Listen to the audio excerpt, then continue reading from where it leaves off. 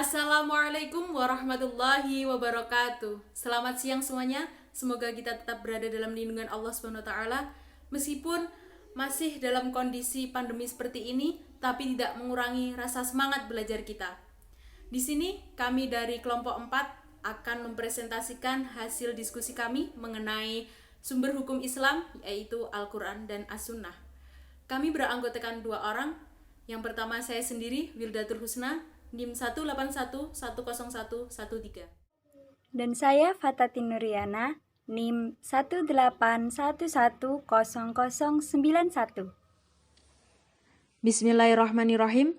Di sini saya akan menunjukkan poin-poin pembahasan yang akan kita presentasikan, yaitu mengenai sumber hukum Islam. Sumber hukum Islam yang akan kita jelaskan yaitu yang pertama Al-Quran dan yang kedua As-Sunnah. Al-Quran sendiri nanti akan saya jelaskan, sedangkan yang As-Sunnah akan dijelaskan oleh teman saya, yaitu Mbak Fatatin Nuriana. Di sini saya akan menjelaskan mengenai Al-Quran. Ada 4 poin pembahasan yang akan kita bahas. Yang pertama, pengertian Al-Quran. Yang kedua, kehujahan Al-Quran menurut pandangan ulama imam mazhab. Yang ketiga, petunjuk atau dilalah Al-Quran. Dan yang keempat, Al-Quran sebagai sumber hukum fikih. Pengertian Al-Quran. Secara etimologis, Al-Quran itu bentuk masdar dari kata qoro'a, sama dengan wazan dengan kata fu'lan, yang berarti bacaan, berbicara tentang apa yang tertulis padanya. Sedangkan secara terminologis, Al-Quran menurut sebagian besar ulama usul fikih adalah kalamullah ta'ala al-munazzalu ala Muhammadin sallallahu alaihi wasallam bilafdil arabiyyi al-manqulu ilaina bitawaturi al-maktubu bil masafihi al-muta'abbadu bitilawatihi al-mabdu'u bil fatihati wal makhtumu bisuratin nas, yang artinya kalam Allah yang diturunkan kepada Nabi Muhammad SAW dalam bahasa Arab yang dinukilkan kepada generasi sesudahnya secara mutawatir. Membacanya merupakan ibadah, tertulis dalam mushaf, dimulai dari surat Al-Fatihah dan ditutup dengan surah An-Nas. Dari definisi di atas dapat disimpulkan oleh para ulama usul fikih, yaitu mengenai ciri-ciri khas Al-Quran adalah sebagai berikut. Yang pertama, Al-Quran merupakan kalam Allah SWT yang diturunkan kepada Nabi Muhammad SAW. Yang kedua, Al-Quran itu berbahasa Arab Quraisy. Para ulama fikih sepakat bahwa penafsiran dan terjemahan Al-Quran tidak bisa dinamakan Al-Quran, serta tidak bernilai ibadah bagi pembacanya, serta tidak sah sholatnya seseorang jika membaca tafsir atau terjemahan Al-Qurannya saja. Meskipun ulama Hanafiyah membolehkan sholat menggunakan bahasa Persia, tetapi itu hanya sebagai rukhsah atau keringanan hukum. Yang ketiga, Al-Quran dinukilkan pada generasi sesudahnya secara mutawatir, serta tanpa adanya perubahan dan pergantian satu kata pun. Yang terakhir, dengan membaca Al-Quran, setiap kata itu sudah bernilai ibadah dan mendapatkan pahala dari Allah SWT, baik itu membacanya secara langsung maupun hafalan. Al-Quran dimulai dari Ummul Quran, yaitu surat Al-Fatihah, dan diakhiri dengan surah An-Nas. Di dalam penyusunan Al-Quran disusun secara urut sesuai dengan petunjuk Allah SWT melalui malaikat Jibril yang disampaikan kepada Rasulullah SAW. Selanjutnya, kehujahan Al-Quran menurut pandangan ulama imam madhab. Di sini ada 4 pendapat. Yang pertama, pandangan Imam Abu Hanifah. Yang kedua, pandangan Imam Malik. Yang ketiga, pandangan Imam Syafi'i. Dan yang keempat, pandangan Imam Ahmad Ibnu Hambal. Yang pertama, pandangan Imam Abu Hanifah. Di sini Imam Abu Hanifah itu berpendapat sama dengan jumhur ulama mengenai Al-Quran sebagai sumber hukum Islam. Tetapi menurut sebagian besar ulama itu mengatakan bahwa Abu Hanifah memiliki pendapat yang berbeda dengan mereka atau jumhur ulama tersebut mengenai Al-Quran. Di dalamnya mencakup lafadz dan maknanya atau maknanya saja. Di sini ada dalil yang membuktikan bahwa pendapat Imam Abu Hanifah mengenai Al-Quran hanya maknanya saja adalah beliau membolehkan kaum muslim sholat dengan menggunakan bahasa selain Arab. Sedangkan Imam Syafi'i berpendapat sekalipun orang itu bodoh tidak diperbolehkan membaca Al-Quran dengan menggunakan bahasa selain Arab. Yang kedua, pandangan Imam Malik. Imam Malik berpendapat bahwa Al-Quran itu merupakan kalam Allah yang lafadz dan maknanya berasal dari Allah SWT. Kalam Allah di sini termasuk sifat Allah, bukan makhluk. Dalam menafsirkan Al-Quran, Imam Malik itu sangat keberatan jika menafsirkannya secara murni tanpa memakai athar. Sehingga beliau pernah berkata, seandainya aku mempunyai wewenang untuk membunuh seorang yang menafsirkan Al-Quran dengan daya nalar murni, maka akan kupenggal leher orang itu. Dari situ, dalam menafsirkan Al-Quran, Imam Malik mengikuti ulama salaf, yaitu para sahabat dan tabi'in, yang membatasi pembahasan Al-Quran sesempit mungkin karena beliau mengkhawatirkan adanya kebohongan terhadap Allah SWT. Sehingga di sini tidak menutup kemungkinan jika kitabnya Al-Mutawatta dan Al-Mudawamah sama dengan pendapat sahabat dan tabi'in. Dalam surah Ali Imran ayat 7 menunjukkan lafadz yang terdapat dalam Al-Quran itu terbagi menjadi dua, yaitu muhkamat dan mutasyabihat. Ayat-ayat al-muhkamat itu merupakan ayat yang maksudnya sudah tegas dan jelas serta mudah dipahami. Sedangkan yang ayat-ayat mutasyabihat merupakan ayat-ayat yang memiliki beberapa pengertian yang tidak dapat ditentukan artinya kecuali sudah digali dan diteliti maksud secara mendalam.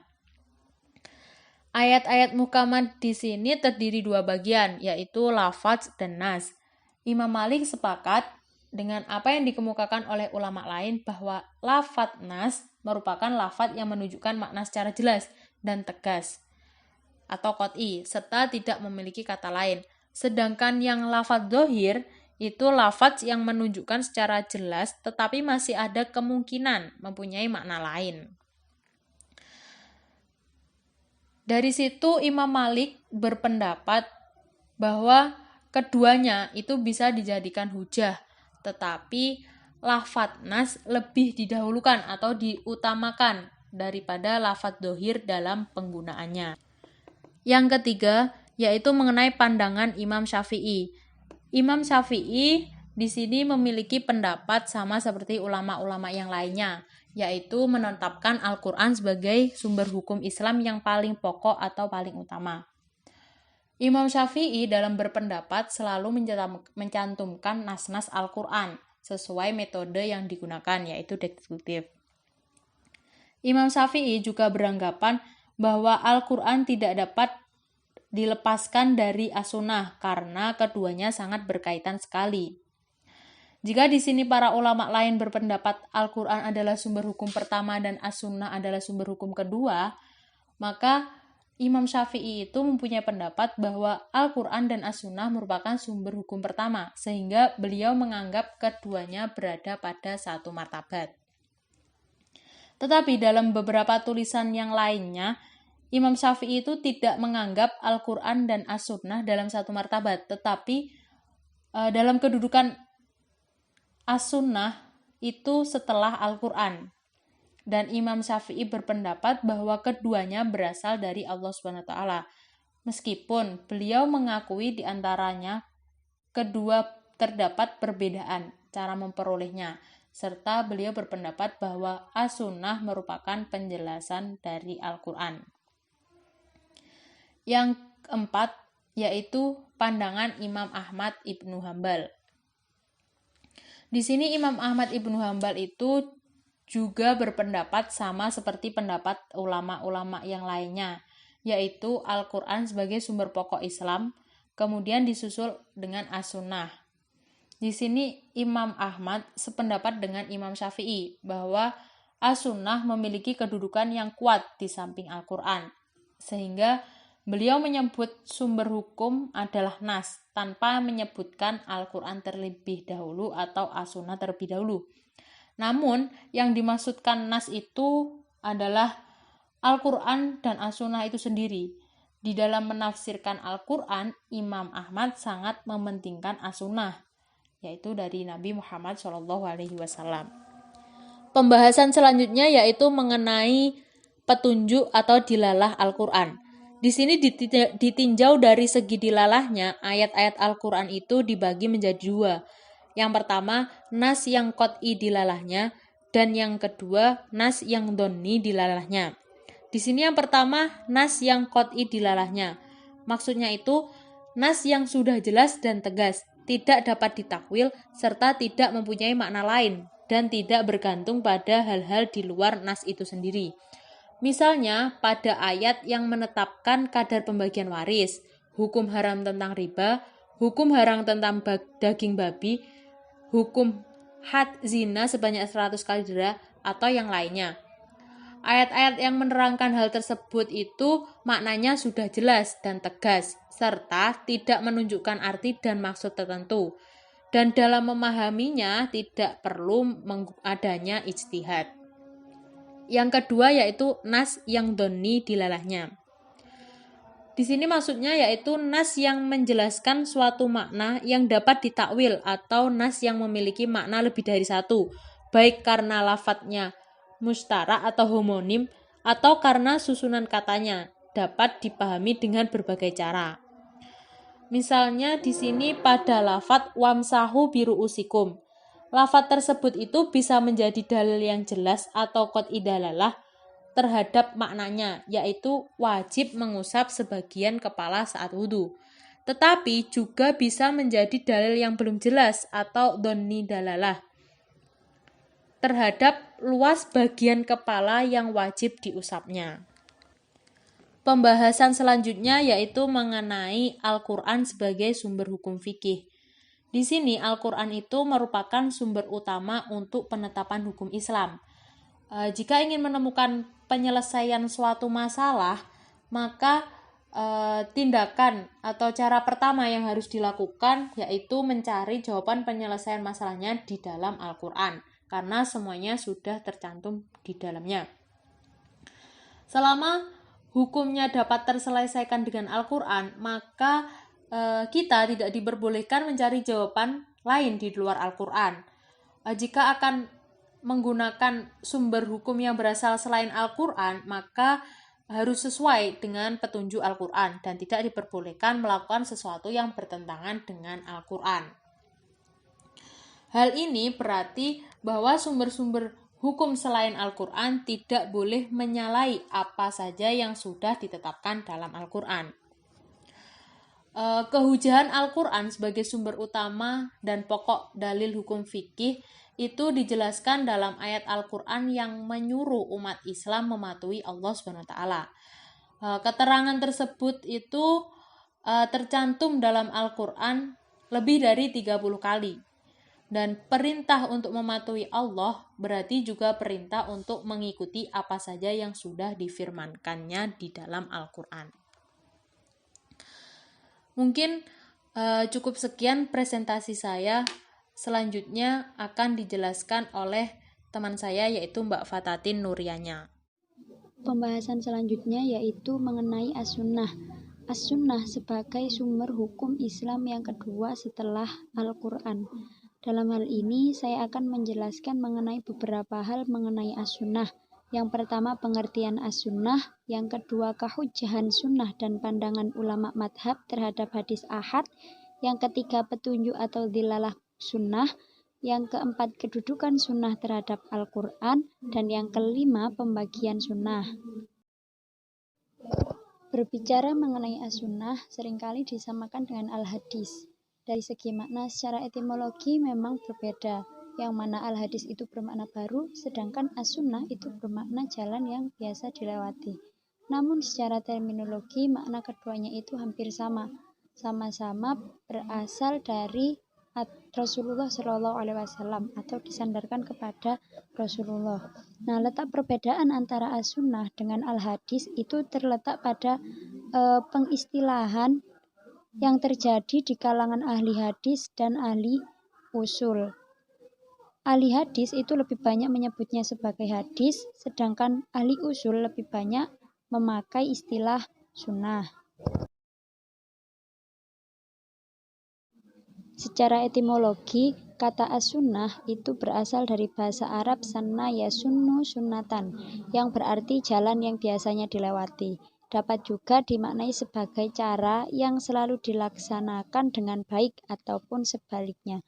Nah, sedangkan secara terminologi as-sunnah itu bermakna sebagai sesuatu yang berasal dari Rasulullah Shallallahu Alaihi Wasallam, baik dalam bentuk qaulnya, perbuatan. Selanjutnya itu adalah makna as-sunnah menurut para ahli. Nah, menurut ahli usul fikih, as-sunnah itu segala hal yang diucapkan, perbuatan yang dilakukan, serta ketentuan yang telah ditetapkan oleh Nabi Muhammad SAW yang berkaitan dengan hukum. Kemudian, menurut ahli hadis, as-sunnah itu segala hal yang berasal dari ucapan, tingkah laku, serta ketetapan dari Nabi Muhammad SAW. Sedangkan menurut ahli fikih itu memiliki pendapat yang sama dengan ahli usul fikih mengenai makna as-sunnah. Akan tetapi pada konteks fikih, as-sunnah itu dijadikan juga sebagai bagian dari perbuatan yang jika dilakukan maka akan memperoleh pahala serta tidak berdosa jika tidak dilakukan. As-sunnah yang merupakan segala hal yang bersumber dari Rasulullah itu ditetapkan sebagai sumber hukum Islam yang kedua setelah Al-Quran. Nah, as-sunnah itu menjadi bentuk tingkah laku yang menjadi adat dalam hidup, berawal dari tingkah laku yang dilakukan oleh Nabi Muhammad SAW dahulu, kemudian para sahabatnya mengikuti, dan bisa jadi saat ini pun masih ada perilaku yang sama. As-sunnah sebagai sumber hukum Islam yang kedua itu mempunyai beberapa alasan, diantaranya yang pertama itu karena Rasulullah Shallallahu Alaihi Wasallam diutus oleh Allah menjadi nabi dan rasul yang paling akhir. Kemudian yang kedua karena Rasulullah Shallallahu Alaihi Wasallam diberi amanah oleh Allah untuk membawa risalahnya. Yang ketiga karena Rasulullah Shallallahu Alaihi Wasallam telah diciptakan oleh Allah Subhanahu Wa Taala sebagai utusannya yang terbebas dari salah atau maksum. Yang keempat karena dalam Al-Quran juga menyebutkan bahwa yang menjelaskan makna dari Al-Quran adalah tugas Rasulullah Shallallahu Alaihi Wasallam. Nah, hal tersebut sesuai dengan firman Allah pada surat Al-Maidah ayat 67. Untuk selanjutnya yaitu kehujahan sunnah dan pandangan ulama madhab terhadap hadis ahad. Nah, sunnah sebagai sumber hukum Islam yang kedua itu memiliki dasar atas kedudukannya tersebut. Beberapa hal yang menjadi bukti kehujahan as-sunnah sebagai sumber hukum Islam itu diantaranya adalah yang pertama, terdapat perintah langsung dari Allah Subhanahu wa Ta'ala dalam firman-Nya yang disebutkan dalam Al-Quran untuk menaati Nabi Muhammad SAW, hingga menegaskan bahwa taat pada Rasul itu adalah bagian dari taat kepadanya. Dalilnya itu terdapat pada surat Al-Hasyr ayat 7. Kemudian yang kedua itu sahabat Nabi melakukan ijma terhadap kewajiban mengikuti Rasulullah SAW baik semasa hidupnya atau setelah meninggalnya Rasulullah SAW. Hal tersebut terdapat pada firman Allah surat An-Najm ayat 3-4. Selanjutnya yang ketiga itu adanya keglobalan atau keumuman maksud atau makna dari Al-Quran yang memerlukan adanya penjelasan, sehingga as-sunnah lah sebagai penjelasannya. Para ulama itu telah mempunyai kesepakatan terhadap sumber hukum Islam yang digunakan adalah hadis yang sahih. Akan tetapi mereka memiliki perbedaan argumen terhadap kesohihan hadis. Nah, mayoritas ulama itu sepakat bahwa untuk menentukan kesohihan hadis, mereka melihat dari aspek sanad yang terbagi menjadi dua, yaitu hadis mutawatir dan hadis ahad. Selanjutnya yaitu syarat yang digunakan para ulama sebagai acuan untuk menyepakati kehujahan hadis ahad. Yang pertama yaitu perawi itu beragama Islam. Yang kedua, perawi itu telah baligh serta berakal. Perawi itu mampu memelihara keadilan, dan yang terakhir perawi itu harus dobit atau kuat hafalannya.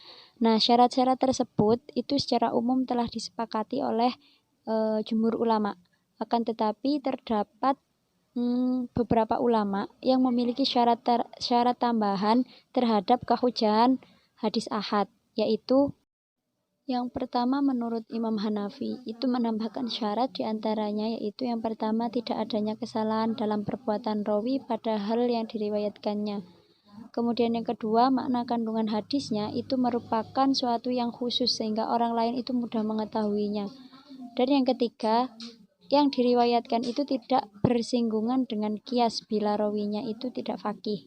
Kemudian yang kedua, menurut Imam Malik, tambahannya yaitu hadis ahad itu telah benar-benar diterima oleh kelompoknya apabila tidak bersinggungan dengan perilaku ulama di Madinah, karena amalan ulama Madinah itu merupakan riwayat asli dari Nabi Muhammad SAW menurutnya. Dan yang ketiga itu menurut Imam Syafi'i. Imam Syafi'i itu menambahkan syaratnya, yakni rawinya itu thiqoh tiap tingkatannya dan dapat dipercaya. Kemudian rawinya itu mampu memahami hadis yang telah diriwayatkannya tersebut. Dan riwayat hadisnya itu menggunakan bil lafzi, bukan bil makna, serta tidak bertentangan dengan hadis ahlul ilm. Pembahasan selanjutnya itu mengenai petunjuk atau dilalah sunnah. Nah, dilihat dari aspek petunjuk atau dilalahnya, itu as-sunnah memiliki kesamaan dengan ayat Al-Quran, yang mana dalam petunjuknya as-sunnah itu juga ada yang qot'i dan ada pula yang dhonni. Nah, begitu pula dengan maknanya atau thubut. Nah, as-sunnah juga ada yang qot'i thubuti dan dhonni thubuti. Ada yang dilalah dan thubut itu dari segi makna. Nah, dalam hal ini as-sunnah itu sah menjadi penjelas dari apa yang menjadi keglobalan dalam Al-Quran. Para ulama sepakat terhadap adanya pembagian hadis dilihat dari aspek petunjuknya atau dilalahnya, bahwa hadis mutawatir dan hadis ahad itu sama-sama bersifat qot'i dan ada juga yang bersifat dhonni.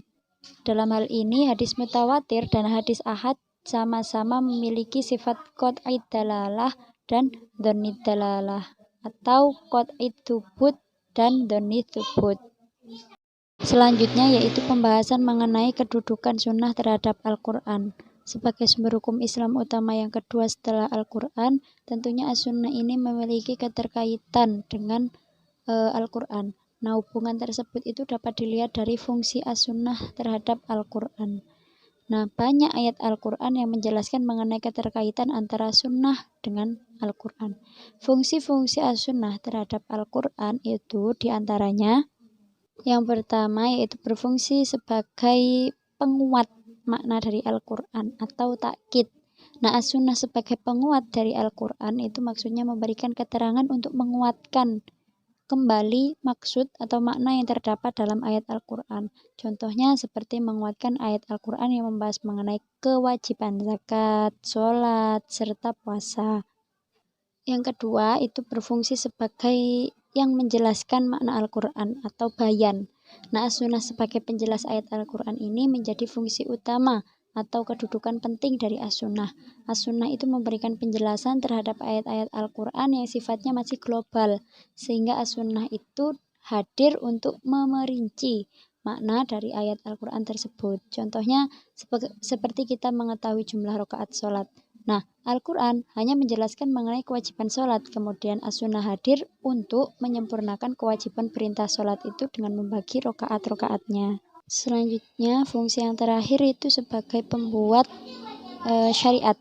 As-sunnah dapat menjadi pembuat hukum atau syariat yang tidak ada dalam Al-Quran. Maksudnya di sini itu ketentuan hukum yang tidak terdapat dalam Al-Quran bisa diputuskan dengan adanya as-sunnah. Contohnya seperti haramnya mengkonsumsi binatang yang hasil berburu dan memiliki taring, atau seekor burung yang memiliki kuku tajam atau cakar. Secara umum ahli hadis itu membagi sunnah itu menjadi 3 bagian. Yang pertama yaitu sunnah qauliyah yang meliputi segala yang dikatakan oleh Nabi Muhammad SAW yang kemudian didengar oleh para sahabatnya. Hal ini yang kemudian dijadikan sebagai hukum Islam. Salah satu contohnya itu Rasulullah SAW itu bersabda, Barang siapa yang tertidur hingga lupa belum melaksanakan sholat, maka lakukanlah sholat ketika mengingatnya. Itu merupakan salah satu bentuk as-sunnah qauliyah, yaitu perkataan Nabi. Yang kedua yaitu sunnah fi'liyah yang meliputi segala hal yang dilakukan atau perbuatan Rasulullah Shallallahu Alaihi Wasallam, kecuali perilaku Nabi yang bersifat khusus untuk Nabi sendiri. Salah satu contohnya itu dulu Nabi pernah bersabda, lakukanlah sholat seperti halnya kalian menyaksikan aku sholat. As-sunnah yang ketiga yaitu sunnah takririyah, yaitu ketetapan Rasulullah Shallallahu Alaihi Wasallam terhadap adanya persoalan yang hadir di tengah-tengah umatnya. Contohnya dalam satu sumber itu menyebutkan mengenai Nabi Shallallahu Alaihi Wasallam yang memberikan kebenaran terhadap dilakukannya ijtihad terhadap persoalan sholat asar di Bani Quraidah, dan beliau bersabda, janganlah seseorang dari kalian itu sholat selain di Bani Quraidah.